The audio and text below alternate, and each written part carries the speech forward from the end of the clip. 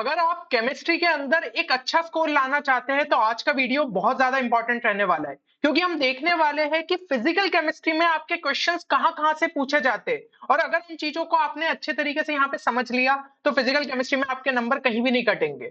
तो ये जो एनालिसिस रहने वाला है ये आपको यूट्यूब पे कहीं भी नहीं मिलेगा, और ये चीज आपको बहुत ज्यादा हेल्प कर सकती है। और कल जिन भी स्टूडेंट्स ने हमारा ऑर्गेनिक केमिस्ट्री का वीडियो देखा होगा वो ये चीज जानते हैं कि ये जो एनालिसिस है आपके लिए कितना ज्यादा बेनिफिशियल साबित हो सकता है। तो वो वीडियो अगर आपने चेक नहीं किया है तो जरूर से चेक कर लीजिएगा। अभी तक जो है 23,000 से ज्यादा उस पे व्यूज आ चुके हैं, 1800 प्लस लाइक्स है।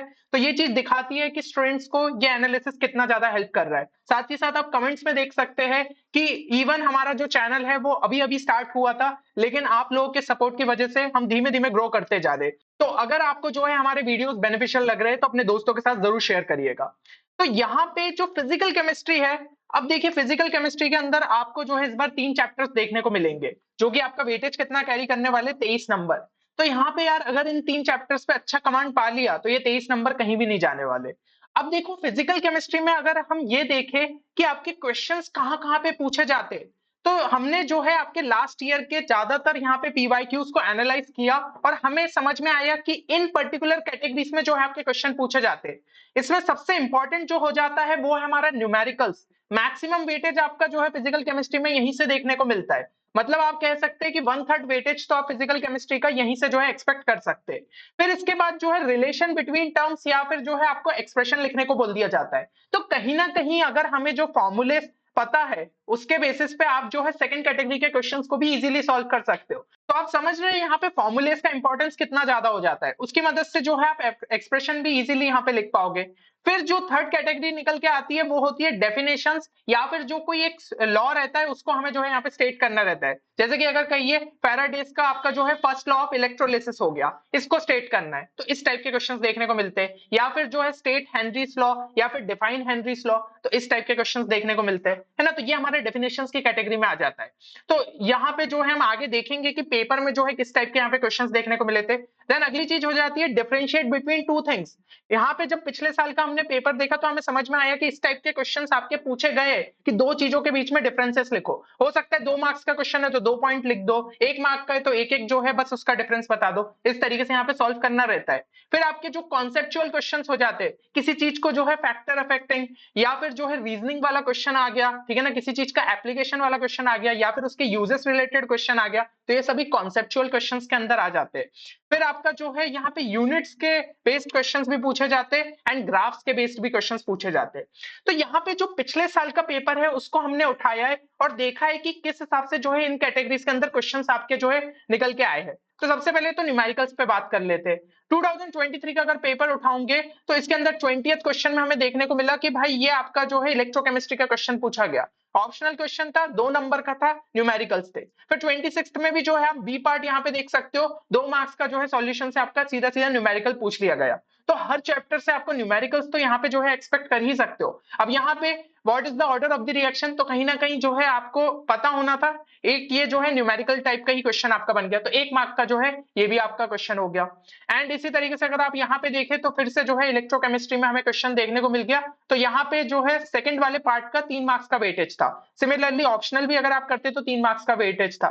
तो ये भी जो है आपका न्यूमेरिकल पूछ लिया गया। तो भाई न्यूमेरिकल 1/3 लगभग वेटेज आपका जो है यहाँ पे फिजिकल केमिस्ट्री के अंदर आपको देखने को मिल ही जाएगा।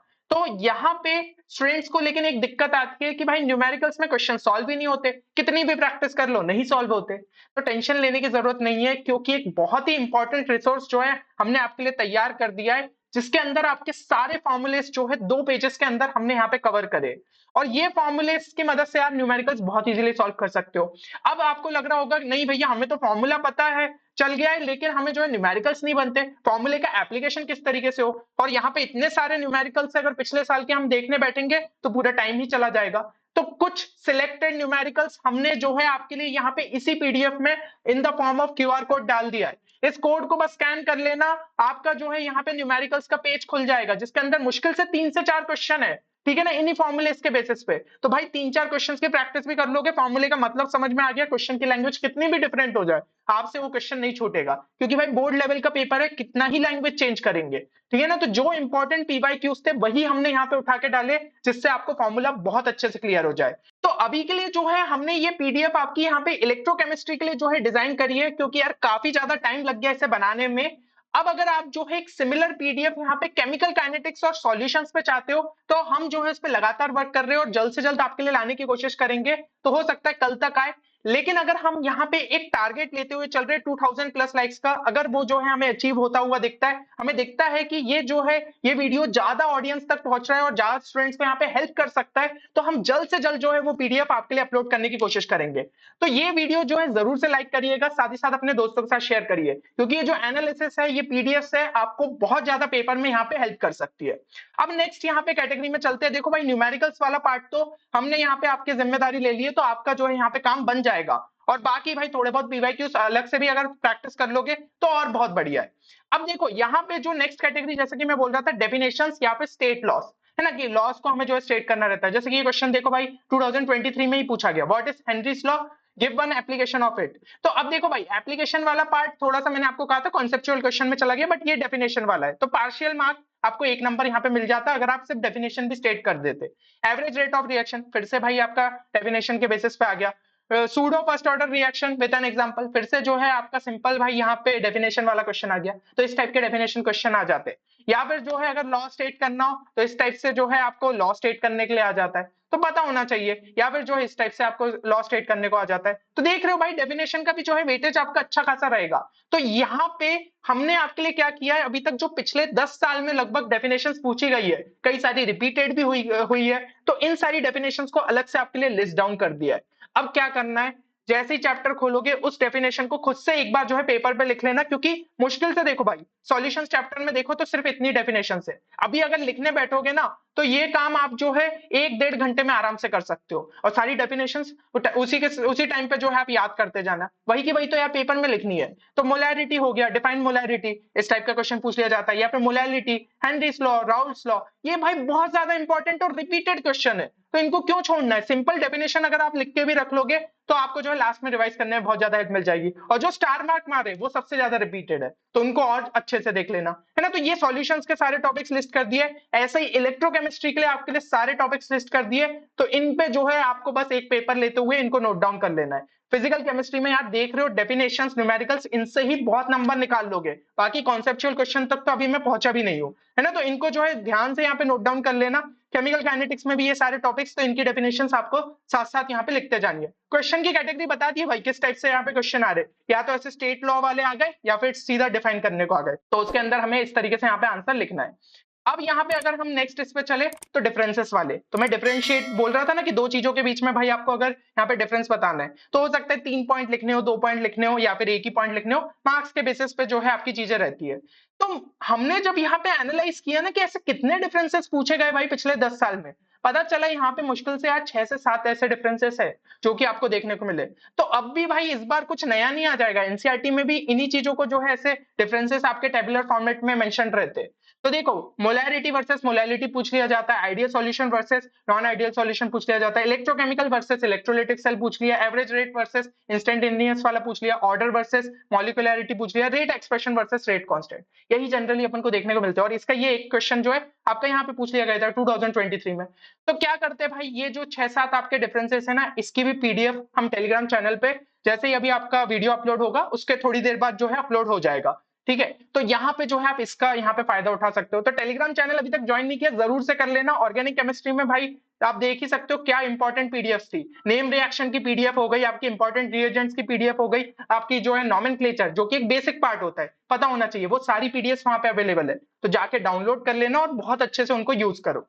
अब नेक्स्ट इस पे अगर हम चले, नेक्स्ट कैटेगरी कौन सी आती है, कॉन्सेप्चुअल क्वेश्चंस। इसको लेकर स्टूडेंट्स घबराते हैं, अब क्या भाई पूरा चैप्टर पढ़ना पड़ेगा। तो नहीं यार, देखो न्यूमेरिकल्स वाला पार्ट अगर हमने कर लिया तो उसमें ही सबसे ज्यादा टाइम लगता है, हम बार बार वही सॉल्व्ड एग्जांपल देख रहे हैं, ये सब देख रहे हैं। अरे तो वहां पे मैंने बता दिया है ना, सारे आपके जो है क्वेश्चंस विद सॉल्यूशंस आराम से उस पीडीएफ में रहेंगे। जिनमें आपको ज्यादा दिक्कत है उन्हीं न्यूमेरिकल्स को और सॉल्व करो बस क्यूआर कोड को स्कैन करते हुए, तो वो चीजें जो है आप कर लोगे। अब यहाँ पे ये कॉन्सेप्चुअल क्वेश्चंस भी जो पूछे जा रहे हैं उसके लिए क्या करना है, एक बार एनसीईआरटी का फटाफट ओवरव्यू करना है। जहां भी ऐसा कुछ रीजन दिख गया कि ये चीज क्यों हो रही है, वाई वाले टाइप के क्वेश्चंस में हम कर सकते हैं, तो वो सारों को एक बार अच्छे से देख लिया है ना। एग्जाम्पलर क्वेश्चंस ध्यान से कर लेना, एनसीईआरटी के डायरेक्ट रिपीट होते हैं। ये वाला जैसे क्वेश्चन है ना, ये पूछा गया एनसीईआरटी एग्जाम्पलर में, लाइन टू लाइन जो है भाई सेम टू सेम है आपका, ठीक है ना। तो एक एक वर्ड मैच कर रहे हैं, तो इस टाइप के भाई डायरेक्ट एनसीईआरटी एग्जाम्पलर से क्वेश्चन पूछ लिए जाते हैं, तो उसको भाई लगा लेना। 25-26 क्वेश्चन रहते हैं पर चैप्टर, तो उनको जो है आप आराम से लगा सकते हो। और लास्ट 5 साल के पीवाईक्यूज अगर टाइम मिलता है तो वो भी लगा लेते हो, फिर तो भाई कहीं भी जो है कॉन्सेप्चुअल क्वेश्चन में भी आपके आंसर नहीं कटेंगे।